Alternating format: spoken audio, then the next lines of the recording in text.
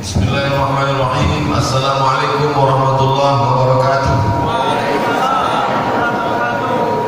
Alhamdulillah wassalatu wassalamu ala Rasulillah wa ala alihi wa sahbihi wa man tabi'ahu wa mawalah. Pagi hari matahari bersinar, anak raja duduk bersolek, saya diundang seminar tapi rasa-rasa barang. Sama-sama kita hormati Bapak Ketua Yayasan, Bapak Ketua Pembina Yayasan, Bapak Ibu Rektor Universitas Fort de Kock Bukit Tinggi, Bapak anggota DPR RI. Kemudian saya sampai di Mesir sama seperti adik-adik sekalian mahasiswa 5 September 1998. Adik-adik waktu itu masih berselancar di alam maya. 5 September 98 saya sampai di Mesir. Senior saya Dajjal. Dulu saya waktu di Mesir manggil beliau Dajjal. Sampai di sini berubah menjadi Al-Mukarram Ustaz Jal Fathullah. Satu sisi sebagai senior kakak kelas, saya tingkat 1, beliau tingkat 4. Satu sisi sebagai guru, karena sifat-sifat beliau, akhlak beliau teladan kami bagi adik-adik. Satu sisi sebagai sahabat, karena beliau tidak pernah menyuruh-nyuruh, berkata kasar, tapi lebih bergaul seperti sahabat. Sampai hari ini, begitu pulang ke Indonesia, beliau sudah jadi Ustadz Kabir, Ustadz besar. Saya banyak belajar dari beliau. Makanya setiap saya ke Sumatera Barat, ke Bukit Tinggi khususnya, ke Padang, kemanapun, selalu bersama dengan beliau. Karena berada bersama beliau itu sama seperti di bawah pohon yang rindang. Batangnya tempat bersandar, daunnya tempat bernaung, akarnya tempat bersilah. Itulah yang selalu diumpamakan sebagai mama, senior, orang yang membimbing kita. Kita bisa menjadikan dia sebagai daunnya tempat bernaung, batangnya tempat bersandar, akarnya tempat bersilah kalau dia pohon besar. Kalau dia pohon bonsai tidak bisa. Alhamdulillah saya masih punya senior. Mudah-mudahan Ustaz Jal panjang umur, sehat badan dan istiqomah. Kemudian ketika saya pulang di Indonesia, pulang ke Pekanbaru Riau tahun 2008, menyampaikan tausiah dari masjid ke masjid, kemudian direkam, diupload ke internet, tidak terkenal. Setelah diusir baru viral. Makin dibully, makin viral. Nah, jadi haters ini penasaran. Jadi kemudian ketika di Jakarta sekitar 3 tahun yang lalu datanglah Habib dari Yaman, namanya Habib Umar bin Hafiz. Beliau ini rektor, pimpinan tertinggi di Darul Mustafa Hadramaut Tarif Yaman. Waktu sedang di hotel itu datang anak muda yang luar biasa, berprestasi, merantau dari Bukit Tinggi ke Bandung. Namanya waktu itu belum ngaji, namanya Erman Sapa. Itulah yang duduk di sebelah kanan saya. Jadi itulah awal kami ketemu. Jadi mudah saya mengingat kapan saya jumpa awal sekali bertemu dengan beliau, ketika bertemu dengan Habib Umar bin Hafiz. Karena tahunnya sama, hotelnya sama. Beliau datang, kami bersilaturahim. Setelah itu setiap jadwal saya ke Bandung, Jawa Barat, dengan ke Sumatera Barat, Jawa Barat, Sumatera Barat, itu saya serahkan ke beliau. Jadi beliau yang mengontrol. Kemudian saya mendapat kabar beliau punya program memberikan bantuan beras, sembako semua kepada orang tidak mampu. Lalu saya usulkan supaya buat yayasan, supaya ada payung hukumnya. Jangan supaya kita ini gak jelas. Berbuat baik itu memang baik, tapi kalau sampai tidak ada payung hukumnya itu jadi masalah. Maka ide itu beliau buat terdaftar secara notaris di Kementerian Hukum dan HAM. Akhirnya berdirilah Yayasan Bukit Tinggi Madani. Yayasan Bukit Tinggi Madani. Saya sebagai ketua pembina. Jadi nanti kalau ada orang nanya, "Mang, Ustaz orang Pekanbaru kasih kok kamu pembina?" Pembina. Setelah itu, kamu bersilaturahim dengan bapak-bapak, ibu-ibu sekalian. Jadi mudah-mudahan silaturahim kita ini bersilaturahim di Bukit Tinggi, bertetangga di surga, insya Allah. Banyak anda setuju Pak? As-sukutu alamatul ridho, diam itu tanda setuju. Jadi yang diam-diam itu setuju bahwa setuju kita bertetangga di surga, insya Allah. Amin ya Allah. Nah, lalu kemudian saya diajak untuk ayo kita seminar di Universitas Fort Depok. Ini nanti kalau kami upload di YouTube, thumbnailnya dibuat seminar di Fort Depok. Disangka orang di Amsterdam, Belanda. Gue ketek di bawah, Bukit Tinggi. Oleh sebab itu penghormatan yang luar biasa buat saya, Ibu Rektor, Bapak Ketua Pembina Yayasan. Man ahsana ilaikum, siapa yang berbuat baik kepada kamu balaslah. Saya tak dapat membalas budi baik Ibu Rektor, aktivitas akademika semuanya. Mudah-mudahan Allah meridhoi dan merahmati Universitas Fort Depok. Lahir dari sini pemimpin-pemimpin bangsa masa depan. Nah, saya diberikan kesempatan, judulnya, temanya adalah bagaimana membangkitkan semangat di dua aspek. Pertama, aspek ekonomi, yang kedua aspek spiritual. Yang ekonomi karena beliau SE, sarjana ekonomi, nanti akan dibahas oleh Haji Erman Safar. Jadi protokol MC kita menyebut quest. Belum pernah terlintas di pikiran kami duet kuas-kuas. Saya pun tak pernah terpikir kalau beliau kalau diringkas jadi disingkat jadi quest. Ustaz Erman Safar, tapi cocok juga. Beliau cerita bagian ekonominya nanti, bagaimana membangkitkan semangat. Karena banyak yang bisnismen ini down, banyak perusahaan tutup, karyawan-karyawan kena PHK di rumah dan segala macam, gaji dipotong.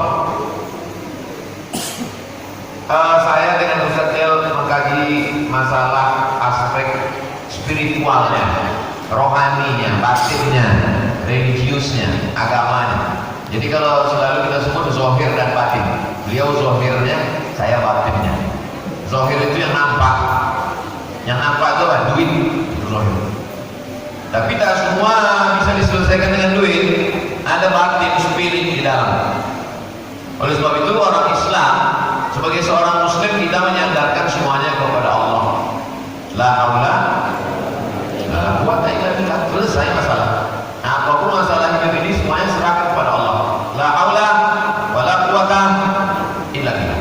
Tapi la haula wala quwwata illa billah ini kalau dipahami secara pasif, secara negatif, saya khawatir ini merusak bagi civitas akademika Universitas Fort Depok.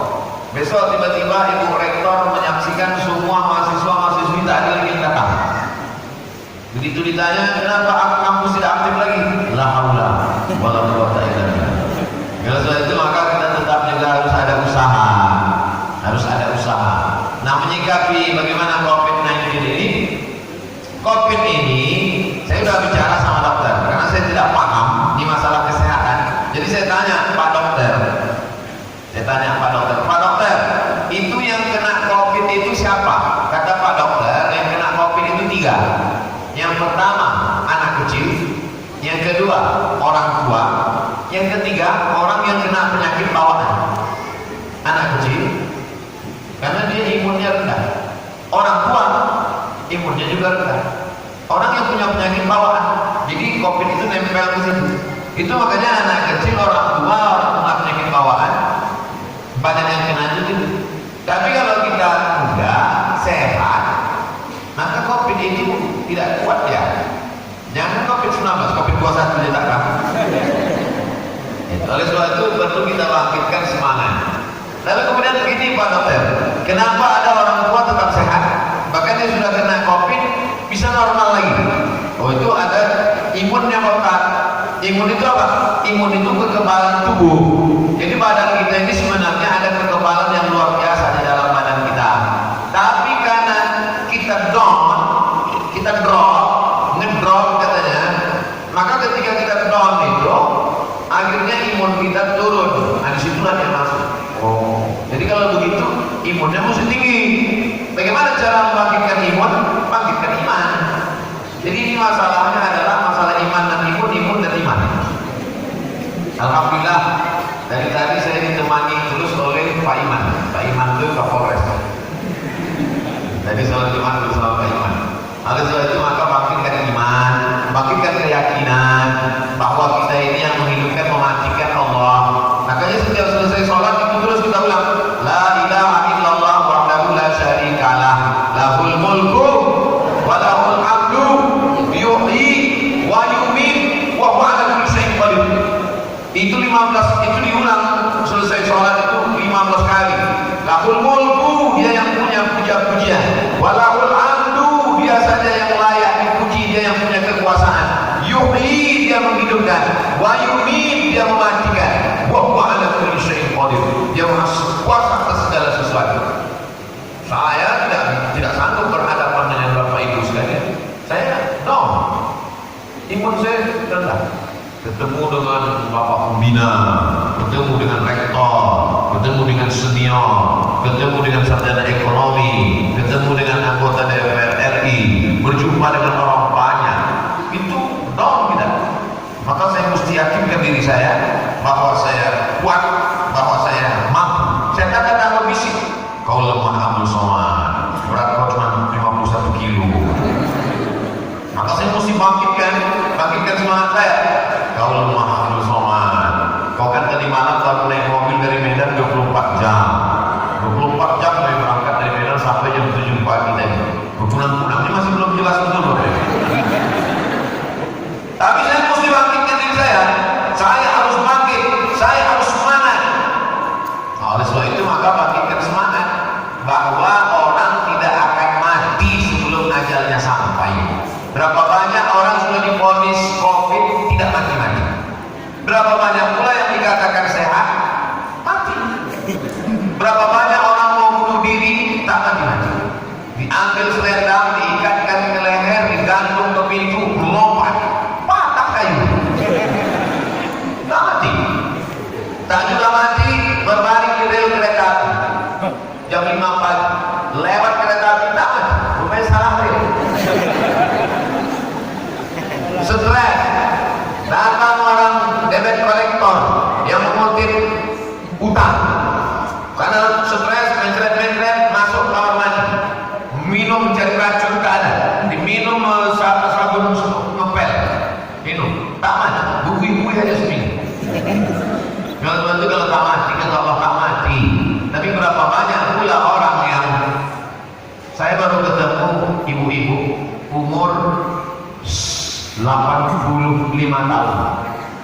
85 tahun masih hidup. Saya ini Ustaz Muhammad 22 tahun yang lalu sudah divonis bahwa di kepala saya harus dibelah. Karena kalau tidak dibelah nanti mata akan buta, akan lumpuh. Saya baru ketemu bulan lalu. Kata dokter ini mesti dibelah. Diambil ada tumor dalam. Kalau tidak dibelah nanti akan buta, akan lumpuh. 22 tahun yang lalu. Terus saya banyak berdoa kepada Allah, saya tetap berusaha makan herbal dan lain sebagainya. Gimana Bu? Alhamdulillah yang di rumah itu mati dulu. Tapi saya tetap ke dokter. Saya Ahlus Sunnah wal Jamaah, bukan Jabariyah, bukan berserah pada takdir. Saya tetap di rumah sakit, saya tetap konsultasi ke dokter, tapi saya tidak menambah rukun iman saya jadi 7. Antum minamillah wa malaikatihi wa kutubihi wa rusulihi wa yaumil akhir wa bi qadri khairihi wa syarrihi wa dokter spesialis. Tapi saya tetap percaya kepada dokter, tapi iman saya tidak saya gantungkan. Oleh sebab itu saya tetap bersama dengan Bapak Ibu dokter di rumah sakit. Kemarin kami di Kementerian Kesehatan, tetap saya tidak mau ceramah tausiah kalau tidak ikut protokol kesehatan. Makanya kita ada protokol kesehatan, pakai masker, duduk berjarak. Ini semuanya dalam rangka protokol kesehatan. Makanya siapapun yang mau mengatakan ini harus diubahkan karena tidak ikut protokol, tapi pakai protokol Pak. Mana protokol itu? Sampai 2, satu selesai. Bapak Ibu yang dimuliakan Allah Subhanahu wa taala. Jadi kalau cerita masalah iman ini, maka iman itu justru teruji ya ini. Dengan adanya COVID ini makin teruji iman kita. Karena kalau punya mobil bagus di jalan yang bagus itu biasa aja. Motornya bagus, jalannya bagus,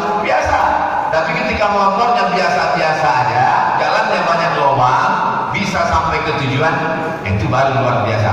Makanya kalau kita lihat perjalanan nabi-nabi itu sulit-sulit semua. Tunjukkan sama saya perjalanan nabi-nabi yang enak-enak, enjoy. Nah, nabi itu masih banyak ujiannya. Nabi Ibrahim alaihissalam dibakar, Nabi Ibrahim dibakar di api itu. Nabi Musa alaihissalam dikejar-kejar Fir'aun. Jadi kalau baru-baru dikejar preman biasa, dikejar Fir'aun. Nabi Muhammad SAW dikejar Abu Jahal Abdullah. Tokoh-tokoh tidak ada yang mudah hidupnya, baik tokoh agama maupun tokoh-tokoh yang lain. Superman, Batman, Wonder Woman, Hulk, semuanya menghadapi kesulitan. Mereka muncul itu kan karena menghadapi kesulitan. Dengan datangnya COVID, barulah dikaji hadis-hadis tentang kehebatan Nabi Muhammad SAW. Apa itu hebatnya Nabi? Nabi sudah cerita tentang COVID 14 abad yang lalu.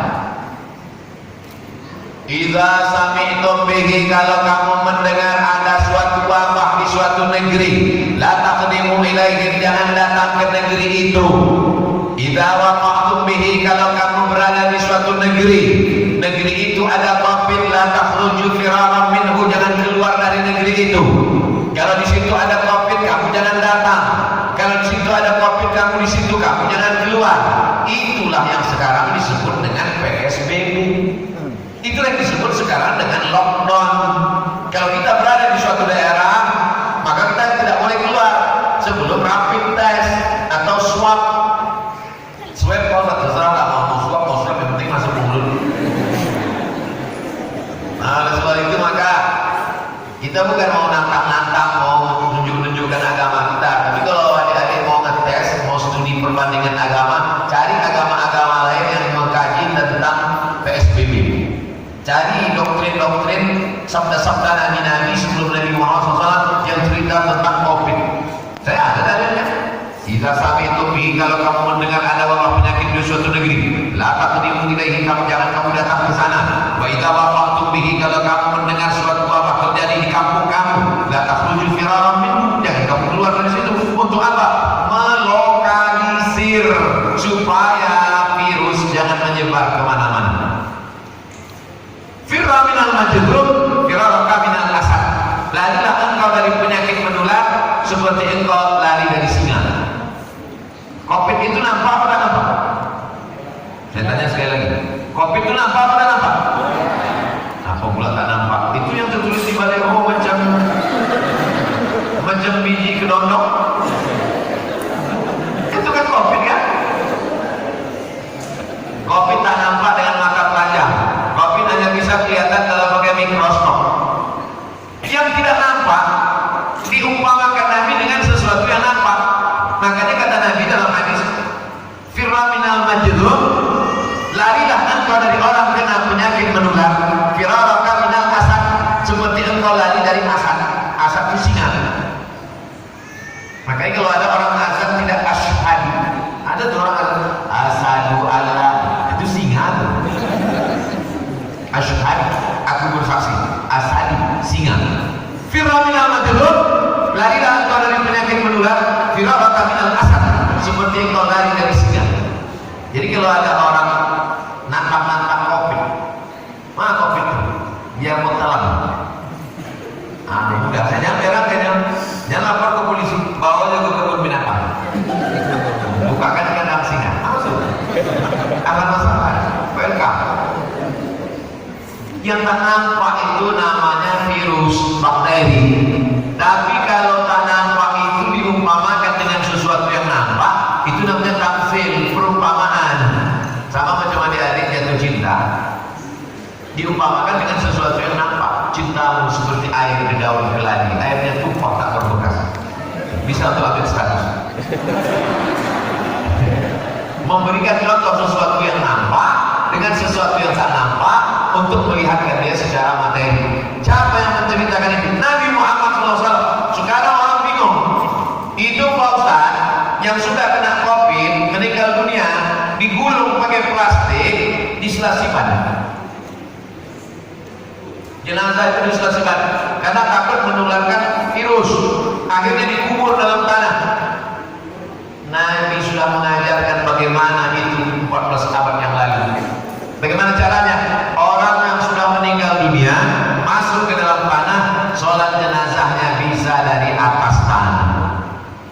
Gila, anak menantunya nggak bisa sholat di dalam rumah, nangis meleleh air mata menantu. Kamu kenapa menangis? Karena mertua meninggal kena COVID. Enggak, lagi saja kete. Jadi itu tak lupanya. Tapi kalau dia kesal karena tidak bisa sholat jenazah, maka bisa sholat dari atas kubur. Sudah diajarkan Nabi 14 abad yang lalu. Ada tukang sapu masjid hilang. Kata Nabi, mana tukang sapu masjid? Meninggal ya Rasulullah. Mana kuburnya? Ditunjukkan Nabi, ditunjukkan kepada Nabi di kuburnya. Nabi sholat jenazah dari atas kubur. Allahu Akbar. Tidak pakai ruku. Bantu yang ada di video share ke aku. Oleh sebab itu maka semua kekhawatiran sudah dijelaskan Nabi Sallallahu Alaihi Wasallam. Dari mana Nabi tahu bahwa akan ada penyakit namanya COVID, dan COVID itu nanti akan terjadi begini-begini, akan ada PSBB, akan ada lockdown, jenazahnya akan disolatkan. Maka sadarlah kita, Yasin, innaka laminal mursalin ala siratim mustaqim tanzilal azizir rahim. Yasin, Muhammad sallallahu alaihi wasallam, innaka laminal mursalin, engkau salah seorang rasul utusan Allah. Tanzilal azizir rahim, yang kau bawa ini adalah agama yang datang dari Allah, bukan hasil pikiran, bukan renungan hati, tapi dia datang dari Allah. Wa ma yantiqu 'anil hawa, dia tidak bicara mengikuti hawa nafsunya. In huwa illa wahyun yuha, melainkan wahyu dari Allah. Sekarang diajarkan kemana-mana cuci tangan. Masuk saya ceramah ke hotel kemarin, suruh cuci tangan. Bertamu ke rumah tokoh, suruh cuci tangan. Dalam hati saya, ambo dari ketek lah cuci tangan.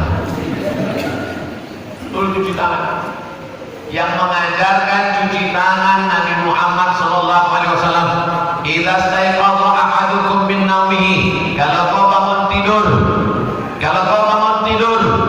kata Nabi, kalau kau bangun tidur, la tumis yadak, jangan masukkan tanganmu ke dalam tempat air. Lalu bagaimana? Cuci dulu. Li'annahu la yadri aina batat yaduhu, karena kau tak tahu tanganmu tadi malam menginap di hotel mana. Basuh dulu, cuci. Orang Islam cuci tangan sehari semalam berapa kali? Subuh, sholat duha, sholat zuhur, sholat asar, sholat maghrib, sholat isya, sholat tahajud, sholat witir. Cuci tangan. Belum lagi makan.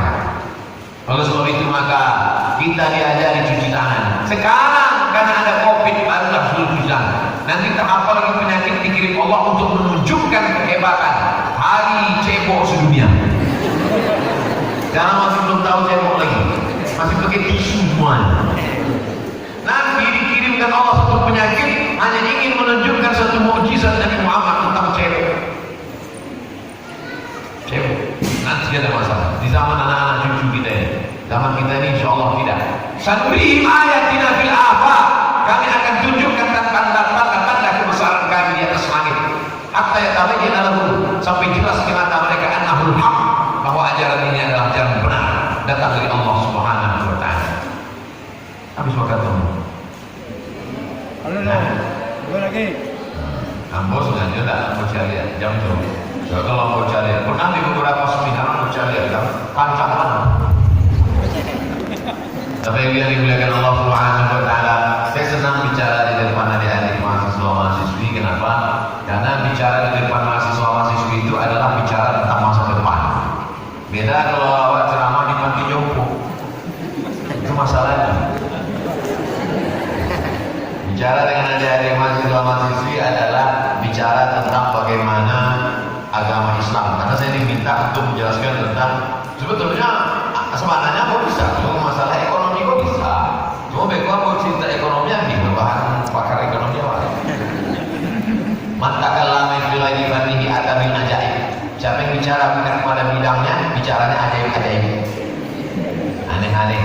Maka aku tak pernah bicara bidang lain. Aku bicara bidang agama saja. Di aku tidak ada belajar bidang yang lain. Tapi kalau cukup bisa saja. Sebelum seminar, aku kok www.google.com. Setelah ini dimuliakan Allah Subhanahu wa taala, itu yang dapat saya sampaikan sebagai pengantar dialog kita.